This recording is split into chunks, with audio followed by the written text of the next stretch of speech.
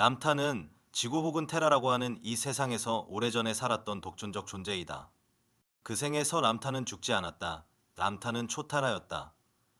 람타는 마음의 힘을 활용하는 것을 배워 그의 몸을 가지고 생명해 보이지 않는 차원으로 갔다. 그렇게 함으로써 람타는 무한한 자유, 무한한 기쁨, 무한한 삶이 존재함을 깨닫게 되었다. 그가 초탈한 후에 이 지구상에서 그를 따르던 다른 사람들 또한 초탈하였다. 람타는 이제 인류를 매우 사랑하는 보이지 않는 형제단의 일원이다. 그들은 우리의 형제로서 우리의 기도와 명상을 듣고 우리들이 바쁘게 살아가는 것을 주시하고 있다. 그들은 인간으로서 이 지구상에 살았었으며 우리들이 알고 있는 절망, 슬픔, 기쁨, 그 모든 것들을 경험하였다. 그럼에도 그들은 인간의 경험이 갖는 한계를 극복하고 초월하는 것을 배워 존재에 좀 더 깊고 위대한 상태를 깨달았다. 람타는 우리가 그들에게 아주 중요하며 위대한 존재라는 것을 알리기 위해 여기에 왔다. 우리를 통해서 흐르는 생명과 우리에게 와닿는 생각들, 우리가 어떤 생각을 하건 그것들은 우리가 하나님이라고 칭하는 지성이자 생명력이다. 그것은 우리 모두를 연결하는 본질일 뿐만 아니라 이 지구상에 있는 이들은 물론 다른 우주에 존재하는 모든 이들을 연결해주는 본질이다. 람타는 우리가 아주 오래전에 잊어버렸던 유산을 일깨워주기 위해 여기에 왔다. 그는 또한 우리에게 고매한 안목을 심어줄 것이다. 그럼으로써 우리는 진정으로 우리가 신성한 불멸의 존재이며 만물의 근원인 하나님으로부터 사랑과 도움을 받는다는 것을 분명하게 알 수 있을 것이다. 람타는 우리가 오직 자신만의 고귀한 지성으로 우리 삶의 모든 현실을 창조했으며 자유로운 선택으로 자신이 원하는 것을 마음대로 창조하고 경험할 수 있는 힘이 있다는 것을 깨우치도록 돕기 위해 여기에 온 것이다. 역사를 돌이켜보면 많은 사람들이 여러 가지 다른 방법으로 우리의 위대함, 우리의 힘 그리고 우리가 가진 생명의 영원한 암을 깨우쳐 주려고 하였다. 우리는 왕이었고 정복자였으며 노예였고 영웅이었으며 순교자였고 스승이었으며 안내자였고 친구였고 적자였다. 우리는 지식이 일어나도록 하는 어떤 것이라도 되었다. 그리고 때때로 람타와 형제들은 우리들이 자멸하지 않도록 우리들 일에 개입하여 여기에서의 삶이 계속 유지되도록 하였다. 그리하여 우리들은 많은 경험을 쌓으면서 기쁨을 느끼고 진화할 수 있는 삶의 터전을 마련할 수 있었다. 그러나 우리들은 도움을 주려고 손을 내민 사람들을 하나하나 박해하였다. 혹은 우리들의 편리에 따라 우상을 만들어 섬기거나 가르침을 왜곡하였다. 그들의 가르침을 적용하는 대신 많은 사람들이 결국에는 그들을 숭배하게 되었다. 그래서 람타는 우리들이 그를 섬기는 일이 없도록 람타는 그 자신의 모습으로 나타나지 않았다. 그렇게 나타나는 대신 이 지상에 살았을 때 사랑하는 딸이었던 존재를 통해 우리와 소통하기로 하였다. 람타의 딸은 람타가 그녀의 몸을 사용하도록 기꺼이 허락하였다. 다시 말해 그녀는 람타라는 존재를 위한 순수한 채널일 뿐이다. 람타가 우리와 소통할 때 그녀는 더 이상 그녀의 몸에 머물지 않는다. 그녀의 영과 혼이 완전히 그녀의 몸을 떠났기 때문이다. 람타는 세상의 변화의 바람을 일으킬 것이다. 람타, 그리고 람타와 함께하는 이들은 인류를 위한 장엄한 일을 준비하고 있으며 그 일은 이미 시작되었다. 사람들이 위대하고 눈부신 일을 목격함으로써 자신을 활짝 열고 지식과 사랑이 흘러 들어오게 할 것이다. 그리하여 모든 이들이 하나로 결속될 것이다. 왜 이러한 일들이 일어나는가? 우리가 알고 있던 그 어떤 사랑보다도 우리는 훨씬 더 위대한 사랑을 받고 있기 때문이며, 그리고 인간을 어둠 속에 가둔 채 자유를 박탈하고 사람들을 분열시키고 서로 증오하고 국가관을, 전쟁을 일으키게 했던 신념보다 더 장엄한 지식을 가지고 살 때가 되었기 때문이다. 이제 이런 모든 것들을 끝낼 때가 되었다. 단지 생존하기 위해 비천하게 사는 것을 끝내고 인간이 자신의 신성함과 존재의 영원함을 깨달을 때가 되었다. 우리의 사랑하는 형제인 경이로운 존재들이 이 세상의 새로운 지식, 위대한 지식을 펼칠 그날이 곧 도래할 것이다. 그때가 되면 과학은 그 어느 때보다도 더 위대한 꽃을 피울 것이다. 그리고 앞으로 다가오는 시대는 진정한 우리의 시대이다. 서서히 계획적으로 이러한 시대가 도래할 것이다. 그 시대에는 모든 질병, 고통, 증오, 그리고 전쟁이 이 세상에서 사라질 것이다. 더 이상 육체의 노화와 죽음이 없을 것이며 지속적인 삶만이 있을 것이다. 지식, 지혜 그리고 심오한 사랑을 통해 이러한 것들이 각 존재 삶에 일어날 것이다. 인간에게 자신을 신성함을 깨닫는 것 외에 또 다른 구원은 없다. 우리는 이러한 깨달음을 실행할 수 있는 씨앗이다. 우리들 개개인이 자신의 가치와 소중함, 그리고 생명의 영원함을 이해함으로써 무한한 생각, 무한한 자유, 그리고 무한한 사랑의 의식에 하나하나 보탬이 될 것이다. 우리가 무엇을 생각하든 어떤 깨달음을 얻었든 모든 면에서 의식은 발전하고 확장한다. 우리가 이해한 대로 자신의 목적의식을 갖고 정의로운 삶을 위해 온전히 살아간다면 우리는 다른 사람들이 그들 주위에서 보는 모든 것보다 우리에게서 더 위대한 사고방식과 장엄한 깨달음, 그리고 더 훌륭한 삶의 가치를 보도록 허용할 것이다. 지금 이 시대는 인류의 역사상 가장 위대한 시간이다. 비록 어렵고 힘든 시간일지라도 우리는 이 시대가 우리에게 가져올 성취를 목적으로 이 시간에 여기에 살기로 선택하였다. 우리는 아주 오랜 시간 매번의 생마다 신을 볼 것이라 다짐하였으나 생후의 생에서도 우리는 신을 보도록 자신을 허용하지 않았다. 그러나 이 생에서 우리들 대부분은 진정으로 신을 만날 것이다. 우리는 이 세상의 위대한 왕국이 일어나는 것을 보게 될 것이며 우리가 한 번도 존재할 것이라고 상상조차 하지 못했던 위대한 문명이 꽃을 피울 것이다. 그리고 새로운 바람이 불 것이며 사랑, 평화, 그리고 존재의 기쁨이 우리 우주의 에메랄드이며 신의 고향인 이 축복받은 장소를 영광스럽게 할 것이다. 지금까지 한 말들을 깊이 숙고하라. 이 말들을 우리 존재 안에 허용하라. 우리가 생각에 의한 생각, 느낌에 의한 느낌으로 순간순간 그렇게 할 때, 우리는 우리의 위대함, 우리의 힘, 그리고 우리의 영광에 대한 이해로 돌아올 것이다. 람타는 람이다. 람타가 살았던 그 당시 그곳 언어로 람은 신을 의미한다. 람타는 힌두인들의 위대한 람이다. 왜냐하면 람타가 여자와 남자의 육체적 결합에서 태어난 인간으로서는 처음으로 이 세상에서 초탈했기 때문이다. 람타는 다른 사람들의 가르침을 통해서가 아니라 모든 만물에 존재하는 본질적인 신에 대한 깨달음을 통해서 초탈하는 법을 터득한 인간이었다.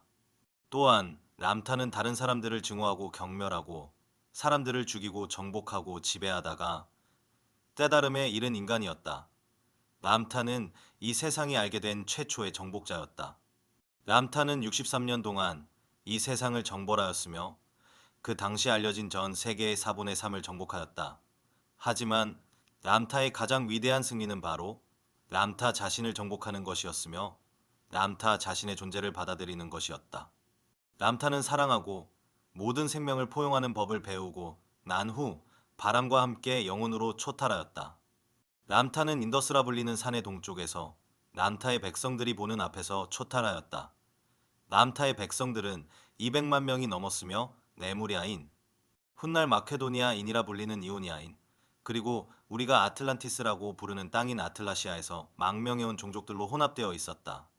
지금의 인도와 티베트, 네팔, 그리고 몽고 남쪽 사람들이 람타 백성의 자손이다.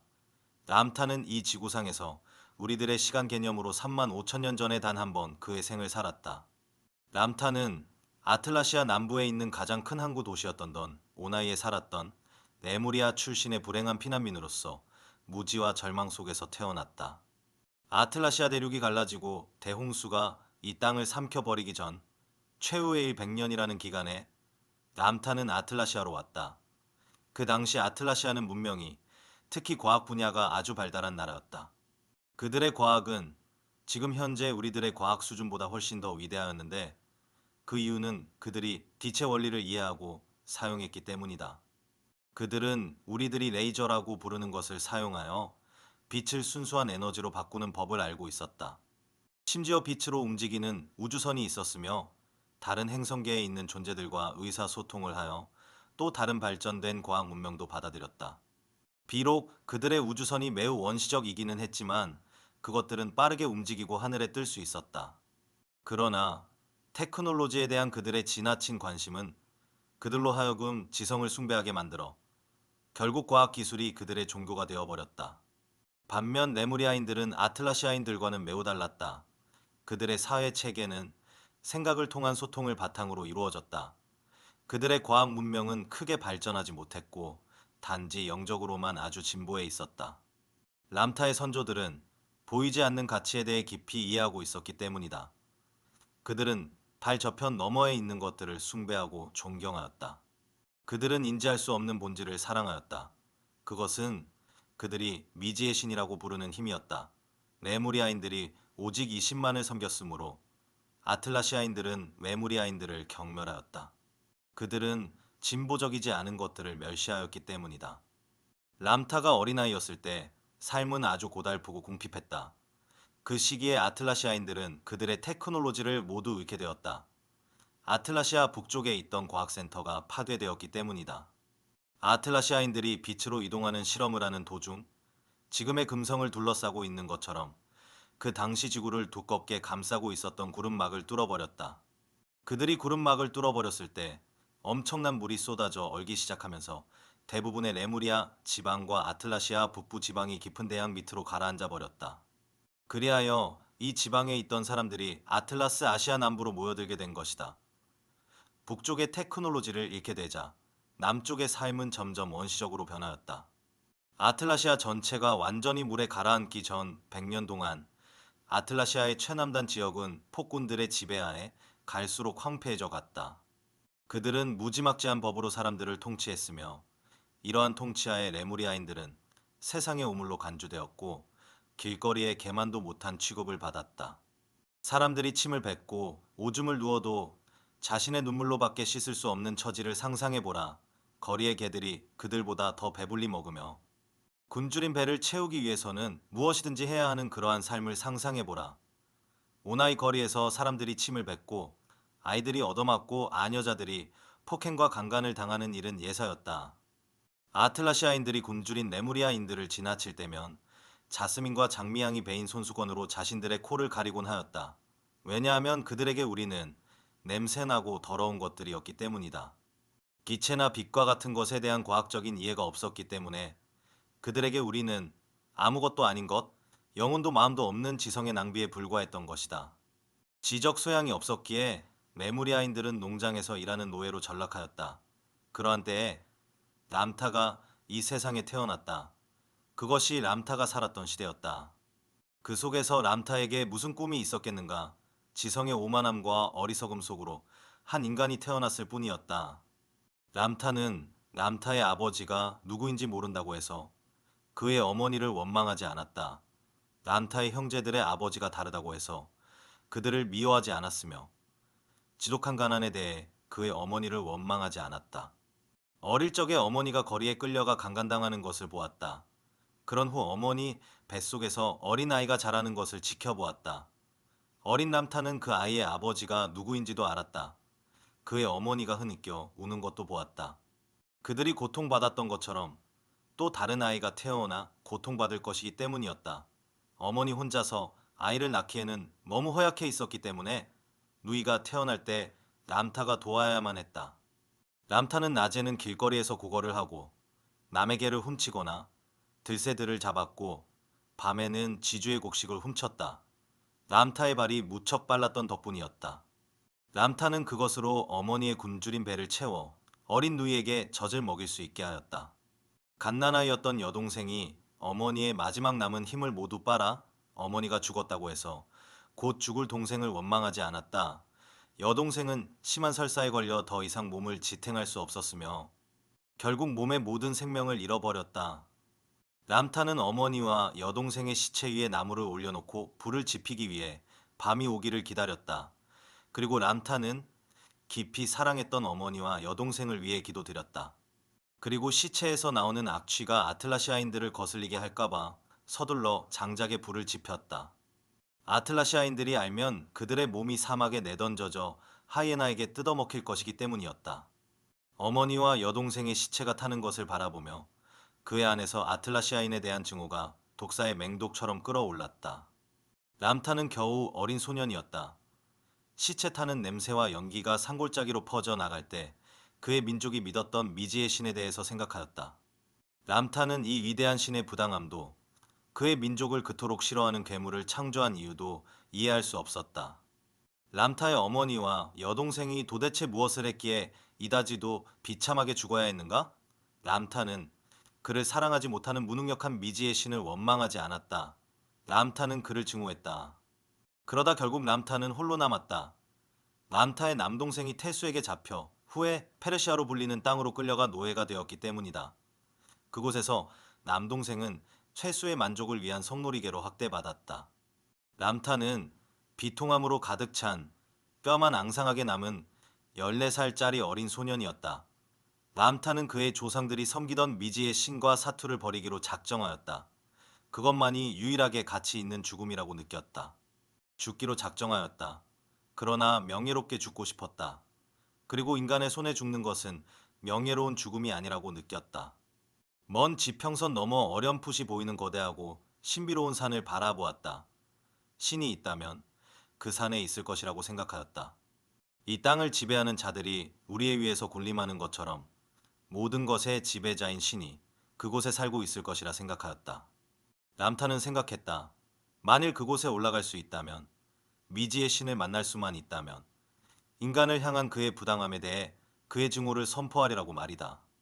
그리고 람타는 람타가 살던 오두막집을 떠나 그 위대한 산에 다다르기 위해 메뚜기와 개미 그리고 풀뿌리로 허기진 배를 채우며 수많은 날을 걸었다.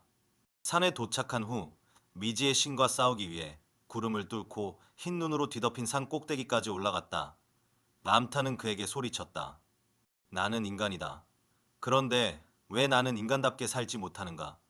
그리고 그에게 얼굴을 보이라고 요구했지만 그는 람타를 무시하였다.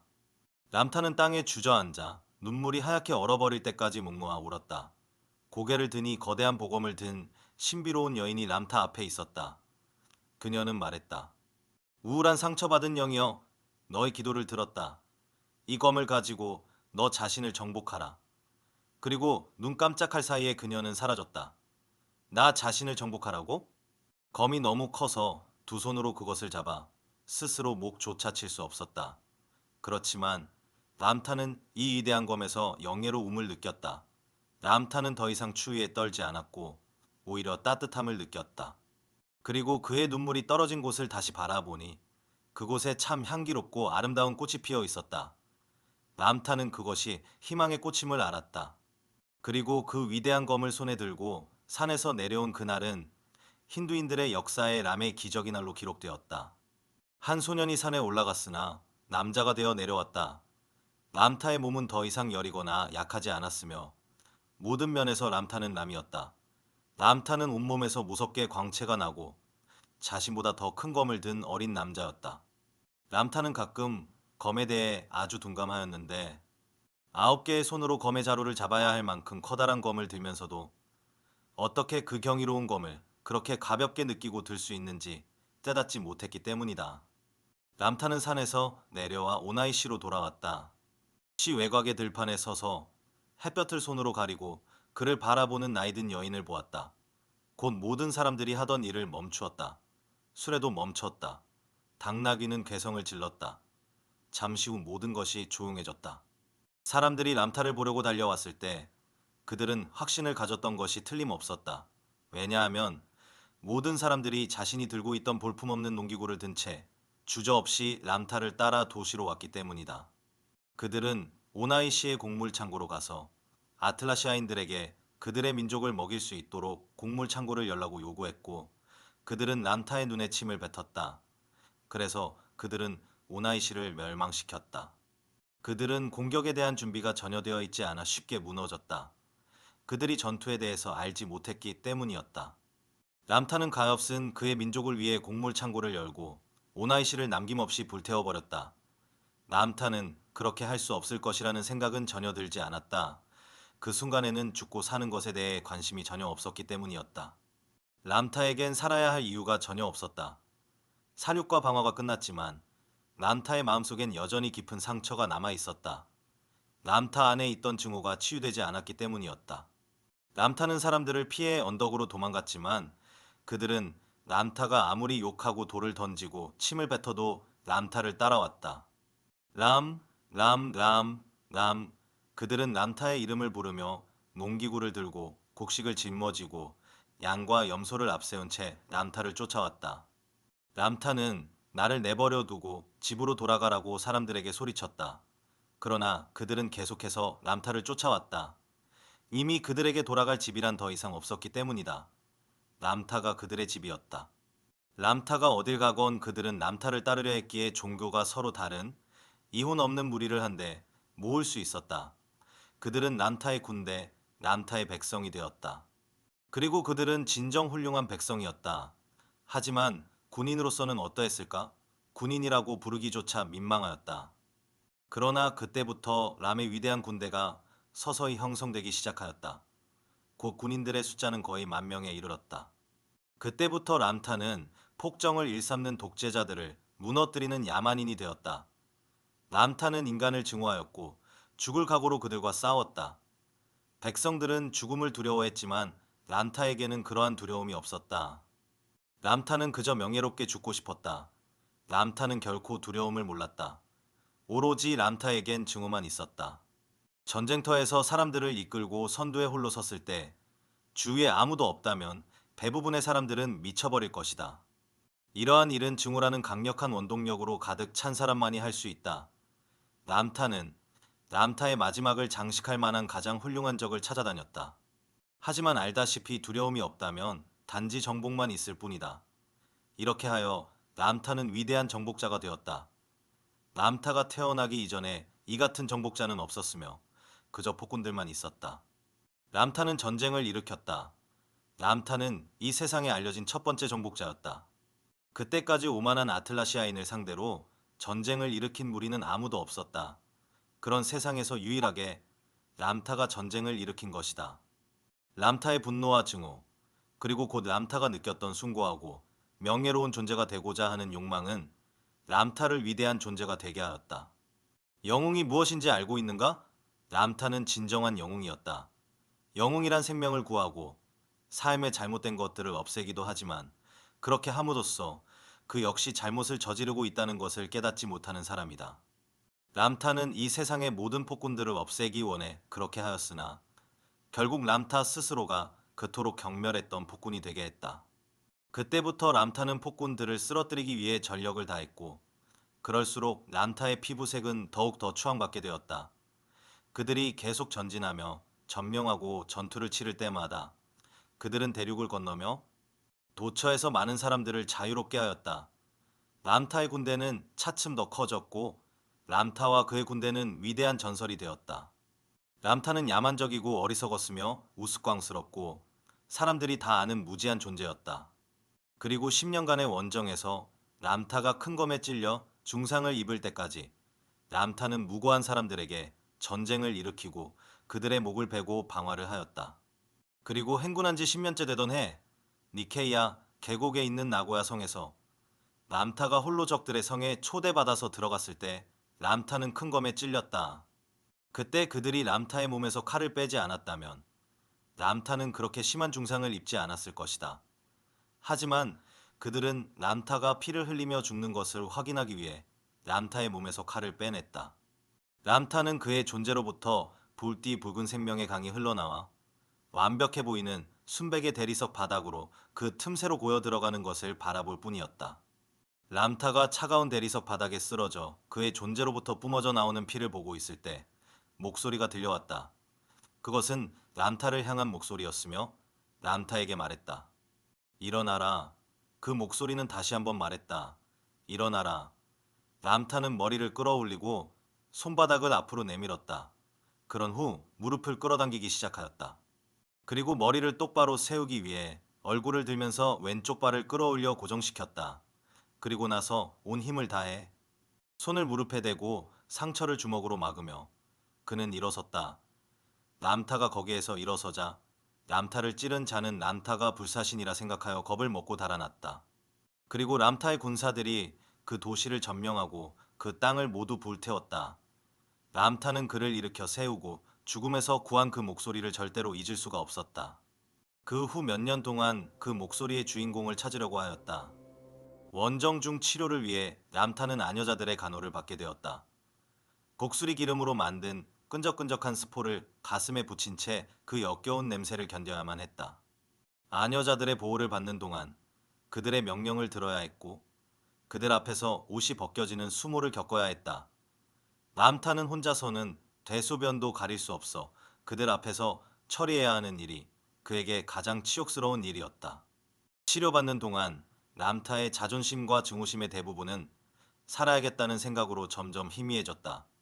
끔찍한 상처를 회복하기 위해 아무것도 할 수 없는 동안 람타는 그의 주위에 있는 모든 것들을 숙고하기 시작하였다. 어느 날 늙은 여인이 오래전에 죽은 아들을 위해 만들었던 투박하게 짜여진 천에 움켜쥔 채 숨을 거두는 모습을 보았다. 한낮의 햇빛 아래에 가쁜 숨을 몰아쉬며 흐느끼는 그녀의 몸에서 서서히 생명이 빠져나가는 것을 바라보았다.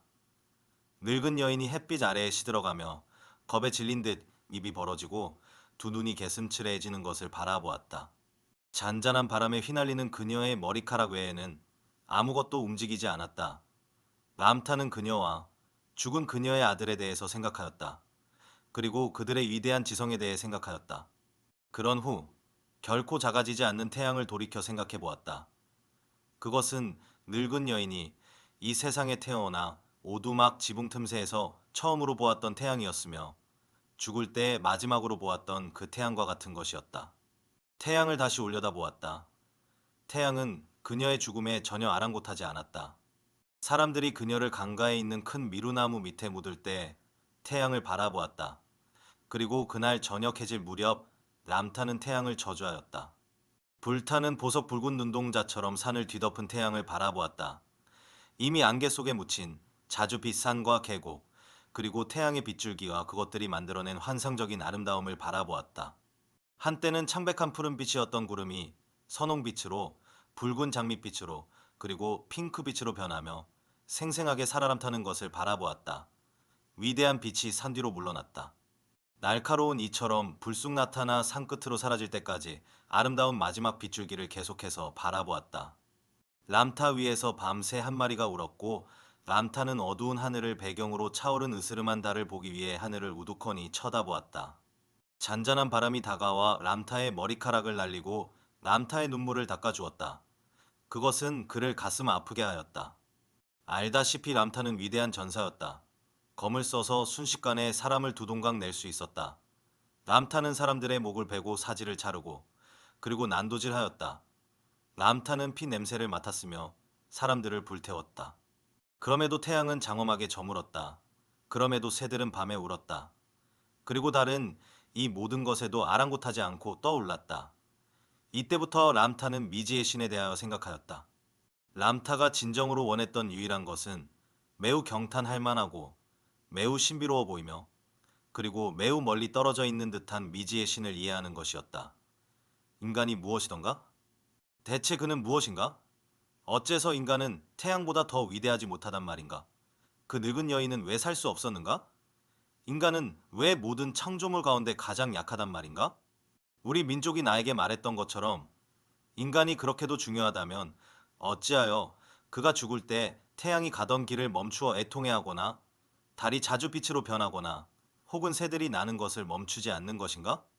인간이 처한 위험에도 불구하고 이 모든 것들은 지속되었기에 인간은 너무 하찮게 보였다. 그것만이 람타가 알고 싶어 했던 모든 것이었다. 람타에게 미지의 신을 가르칠 스승은 없었다. 람타가 어느 누구도 믿지 않았기 때문이었다. 인간의 사악함과 왜곡된 생각을 통해서 너무나 많은 것을 보았고 잃었다. 인간이 인간을 멸시하고 혼이 없는 존재로 대하는 것을 보았다. 무고한 사람들이 약탈당하고 두려움 때문에 불에 타 죽는 것을 보았다. 람타는 노예 시장에서 벌거벗은 아이들이 변태 성욕자들에 의해 검사당하고 사춘기 아이들을 강간할 때 어린애처럼 보이도록 사타구니에서 털을 뽑는 것도 보았다. 성직자나 예언자들이 인간에 대한 그들의 증오로 인해 지독한 고문 도구와 추악한 것을 만들어 종교적인 교리를 통해 사람들을 지배하고 노예화하는 것도 보았다. 살아있는 사람 중에 람타가 스승으로 삼고 싶은 사람은 아무도 없었다. 모든 사람들이 변형된 생각을 가지고 있고 참으로 순수하고 순진한 것은 자신들의 제한된 이해력으로 왜곡시켜 버렸기 때문이다. 그래서 인간의 이해를 통해 창조된 어떤 신과도 관계 맺고 싶지 않았다. 만일 인간이 신을 창조했다면 그 신은 잘못되었기 때문이다. 생명의 요소 등 모든 것에 가장 진실된 스승들이 람타에게 미지의 신을 가르쳤다. 람타는 낮으로부터 배웠다. 람타는 밤으로부터 배웠다. 람타는 전쟁과 파괴의 한가운데에서 조차 풍성하게 피어나는 약하고 보잘것없어 보이는 생명으로부터 배웠다. 그리고 지평선 너머로 찬란하게 떠오르는 태양에 대해서 숙고하였다. 태양이 하늘 위에 떠 있다가 서쪽 하늘로 사라져 잠에 빠져드는 것을 바라보았다.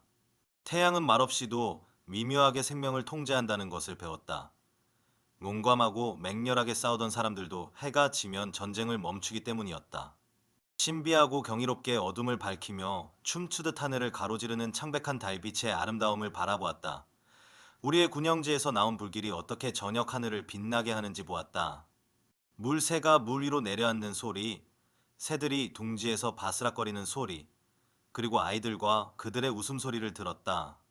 떨어지는 유성, 설이 내린 갈대, 그리고 얼어붙은 호수가 은빛이 되어 또 다른 세상의 환상이 만들어지는 것을 관찰하였다. 바람이 불어 올리브 나무의 잎사귀가 에메랄드 빛에서 은빛으로 바뀌는 것도 보았다. 여인들이 강에서 항아리로 물 깃는 모습, 옷을 묶어 드러낸 그들의 하얗고 매끈한 무릎을 보았다. 여인들의 수다와 장난스러운 웃음소리를 들었다. 먼 곳에서 불타는 연기 냄새와 내 군사들의 숨에서 풍겨나온 마늘과 와인 냄새를 맡았다. 람타가 생명에 대해서 그리고 생명의 영원함에 대해서 관찰하기 전까지 람타는 미지의 신이 진정으로 누구인지 발견하지 못했다.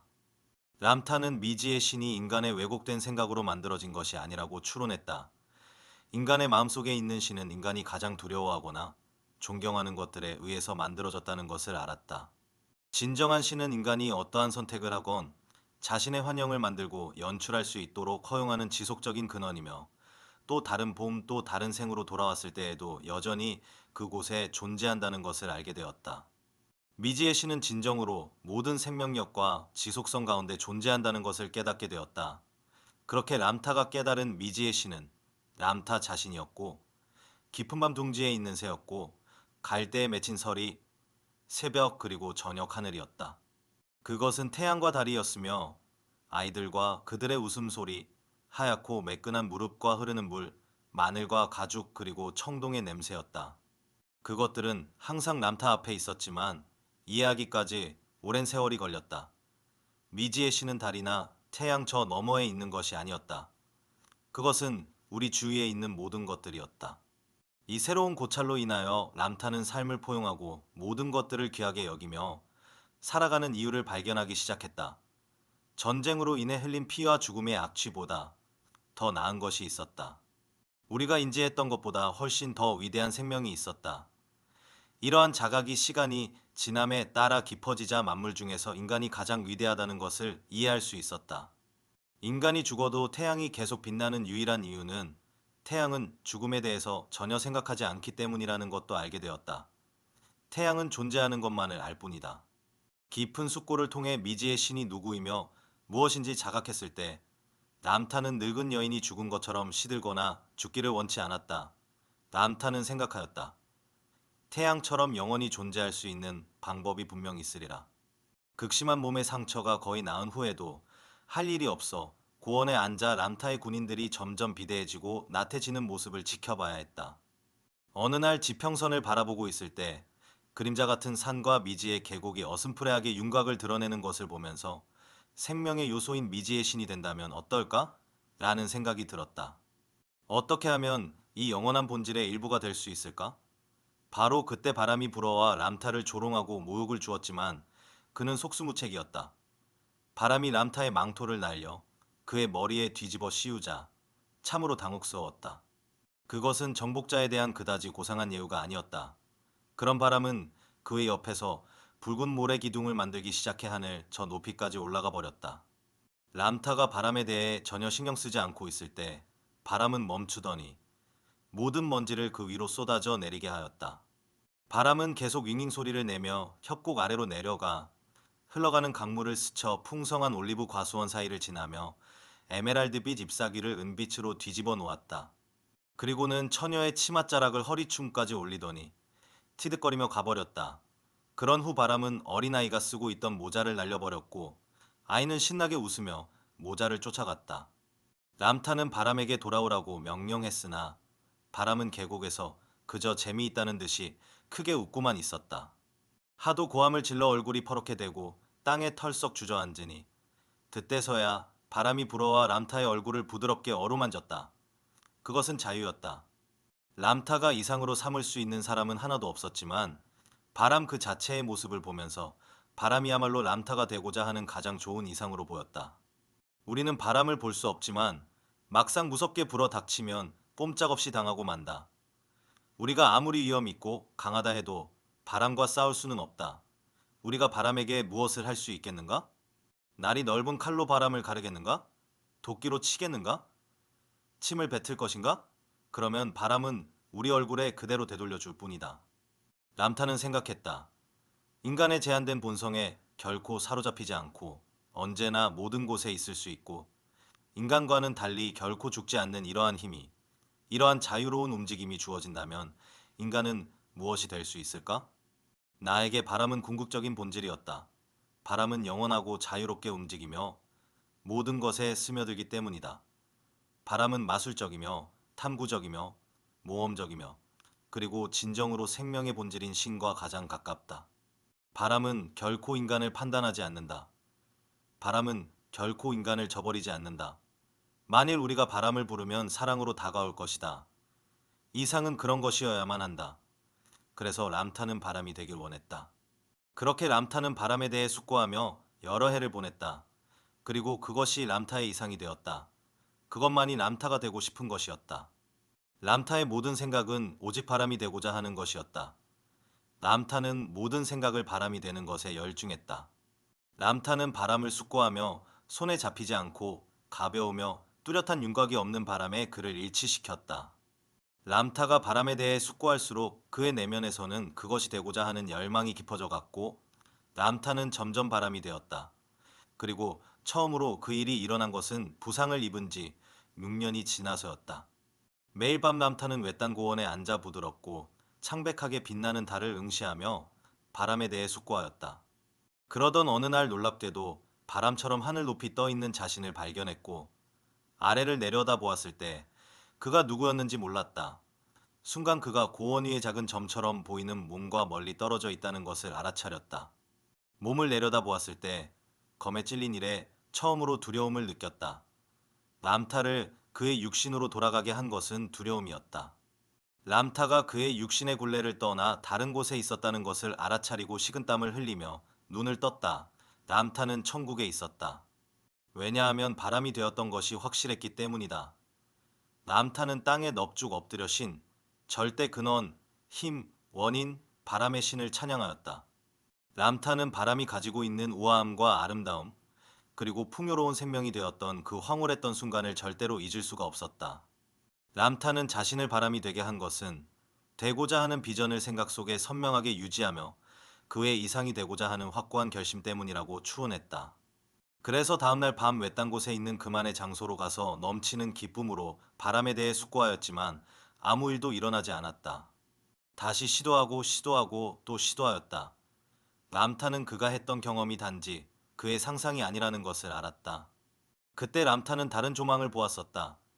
람타는 비둘기나 매처럼 하늘 높이 떠 있었으며 그의 아래에 있었던 초라한 그 자신을 보았었다. 람타는 아무것도 원하지 않았으며 그 자유가 되고자 하는 생각 이외에는 아무것도 바라지 않았다. 그러나 아무리 발버둥치고 흥건하게 땀을 흘리고 욕설을 퍼부어도 어느 곳에도 가지지 않았다. 람타는 계속 그 자리에 있었다. 왜냐하면 그는 그가 얼마나 무거운지 점점 더 자각하게 되었기 때문이다. 그러나 한 번도 그의 이상을 놓치지 않았으며 그가 처음으로 초라한 그의 몸을 바라보았던 그 순간의 느낌을 결코 잊을 수가 없었다. 시간이 한참 흘러 그가 다시 바람이 된 것은 처음 그 일이 일어난 지 우리들의 시간으로 거의 2년이 지난 후였다. 이번에는 바람에 대해서 숙고할 때가 아니라 편한 잠을 자려고 할 때 일어났다. 람타는 절대 근원, 태양, 생명, 황토색 흙먼지, 달, 별, 달콤한 제스민 향기를 찬양하였다. 람타는 그 모든 것들을 찬양하였다. 그리고 눈을 감기 전 다시 한번 바람처럼 하늘 위에 있었다. 람타가 그의 몸을 떠날 수 있는 능력을 완전히 터득한 후 마음대로 여기저기 다닐 수 있게까지는 오랜 시간이 걸렸다. 그러던 어느 날 부하 한 명이 아주 위험한 상황에 처하게 되었다. 한쪽 발이 말 안장에 낀 채로 말에서 떨어진 것이다. 그의 생각이 그에게 미치는 순간 람타는 그와 함께 있었고 그의 발을 빼주었다.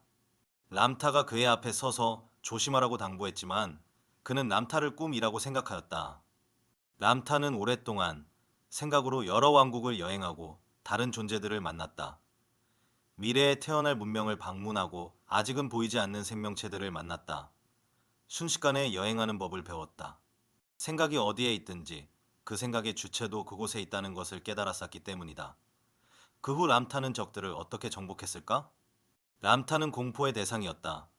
적들보다 한 수 앞선 생각으로 그들의 허를 찔렀기 때문이다. 람타는 더 이상 다른 나라를 공격하지 않았다. 그들 스스로 무너지게 만들었다.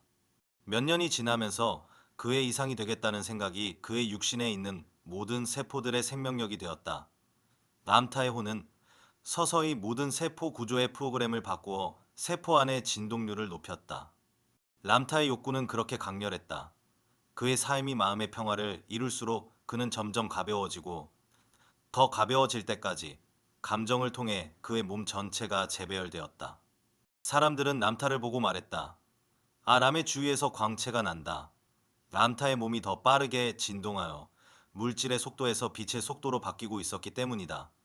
그것은 바로 람타의 존재로부터 퍼져나오는 빛이었다.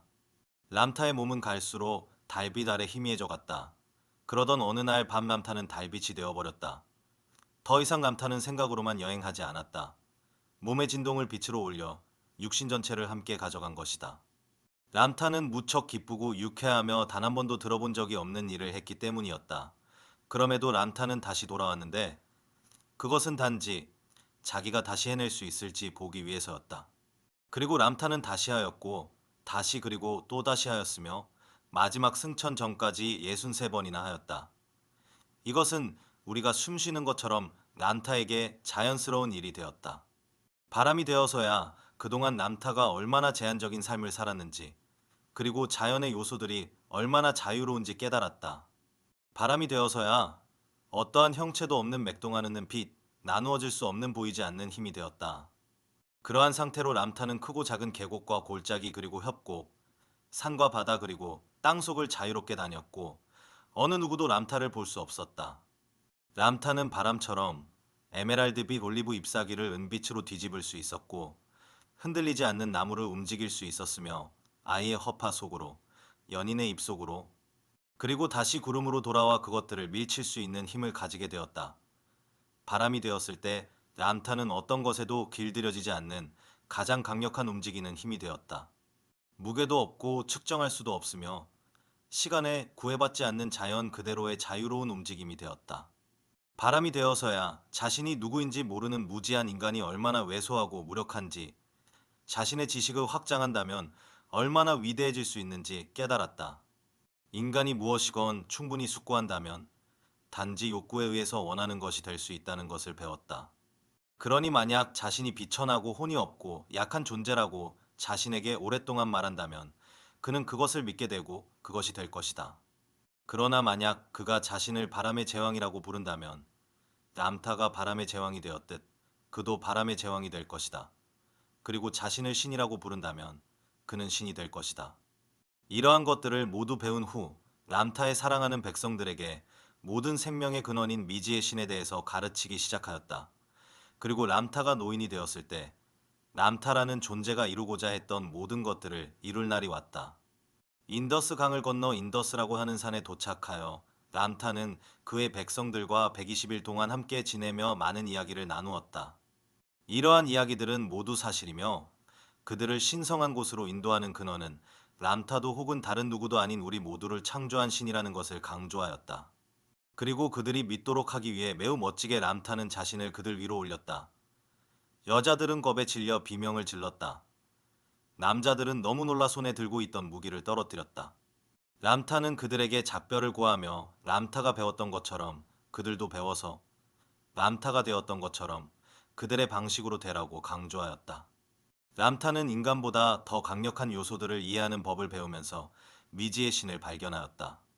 만약 우리가 인간에게 무엇을 보아야 하는가, 무엇을 믿어야 하는가, 만일 어떻게 살아야 하는가, 라고 묻는다면 만일 그렇게 한다면 우리는 죽을 것이다. 그것은 하나의 진실이다. 가서 바람에게 물어라 나에게 지식을 달라 바람이여 나를 열어 알게 하라. 그러면 바람은 올리브를 은빛으로 바꿀 것이며 우리를 계곡으로 데려가 우리와 함께 호탕하게 웃을 것이다. 람타는 아주 운이 좋게도 생명의 요소들로부터 많은 것을 배울 수 있었다.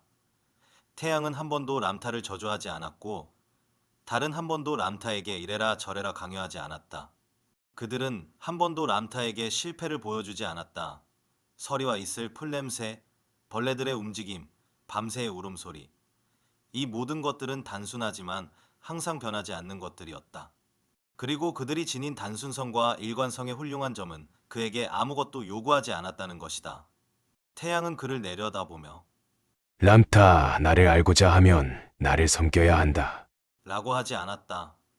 달은 람타를 내려다보며 람타 깨어나라 나의 아름다움을 찬미할 때다. 라고 말하지 않았다. 람타가 바라보면 그들은 언제나 그곳에 있었다. 람타는 변하지 않는 것들로부터 판단하지 않는 것을 배웠으며 그러한 것은 인간이 마음만 먹으면 쉽게 이해할 수 있었다. 덕분에 람타는 위선, 교리, 미신적인 믿음으로 가득 찬 인간의 변형된 생각에 그리고 비위를 맞추어 야망하는 다면적인 인간의 욕심에 좌우되지 않았다. 이것이 대부분의 사람들이 아직 이해하지 못하는 것을 람타는 이 지상에서 한 번의 삶으로 쉽게 배울 수 있었던 이유다. 사람들은 다른 사람의 이해로 신을 찾으려 한다. 그들은 국가의 법에서, 교회의 계율에서, 누가 왜 썼는지 모르는 역사에서 신을 찾으려 한다. 수많은 생을 통해서 이미 실패라고 입증된 것을 인간은 자기의 믿음, 자기의 이해, 자기의 사고방식, 그리고 자기 삶의 기준으로 삼고 있다. 인간은 여전히 자신의 왜곡된 생각에 걸려 넘어지고 자신의 오만함에 빠져 확고한 위선을 멈추지 않고 오직 죽음을 향해 나아간다. 람타는 초탈한 후에 알고 싶었던 모든 것들을 알았다. 왜냐하면 피와 살에 걸쭉한 밀도에서 벗어나서야 생각에 유연함을 가질 수 있었고 그렇게 함으로써 람타는 어떤 것에도 구속당하지 않았기 때문이었다. 그때서야 람타는 진정으로 인간의 본질이 신이라는 것을 알았다. 초탈하기 전에는 혼이라는 것이 있는지도 몰랐고 육신을 가지고 초탈하는 방법도 알지 못했다. 오직 그가 행했던 모든 것들과 평화를 이루고 삶과 더불어 평화로운 것만을 알았다. 람타는 더 이상 전쟁을 걱정하는 무식한 야만인이 아니었다. 람타는 더 이상 노심초사하고 과로로 지친 사람이 아니었다. 날이면 날마다 밤이면 밤마다 삶과 천국에서 보았던 경이로움을 받아들였다. 그것이 람타의 삶이었다.